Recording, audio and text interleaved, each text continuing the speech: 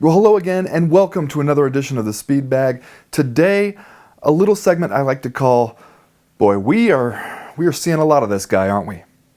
The mixed martial arts debut of former professional wrestler Phil CM Punk Brooks is just a little over a week away at UFC 203, but if you're paying attention at all, I'm guessing I don't need to tell you that because it's kind of impossible to miss. You've got the Evolution of Punk series on UFC's Fight Pass.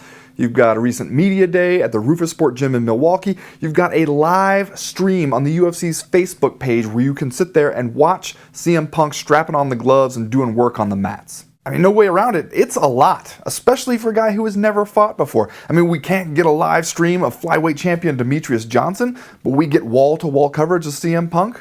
But all of this exposure does make me realize two things. One, by broadcasting so much training and sparring footage, you've kind of eliminated the only advantage that CM Punk had. I mean, seriously, if there is any upside to being an 0-0 fighter who has no previous combat sports experience whatsoever, it's that we have no idea what you might do. We don't know what you're good at, we don't know what you're weak at, we don't know what your game plan might be at all. And now you've kind of gone and eliminated that. But two, while all this overexposure grants plenty of ammunition both to Punk's detractors and to his actual literal opponent, Mickey Gall, it also does force you to consider what he's done here.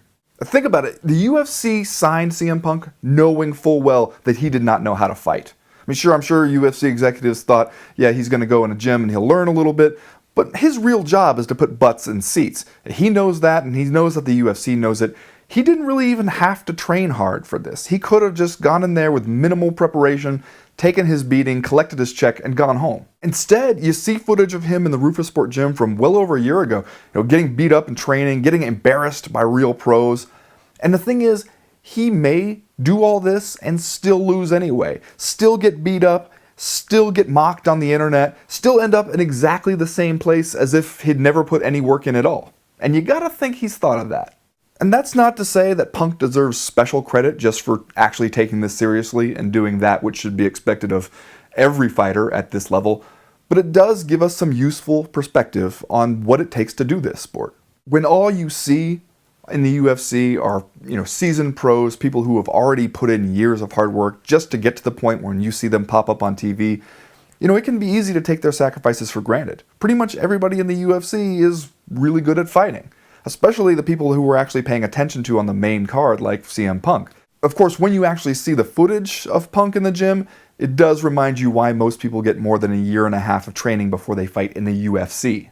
And see, that's the thing about aggressive overexposure, is that it shows us everything from all angles, the good and the bad. You see it all. Everybody does, even your opponent.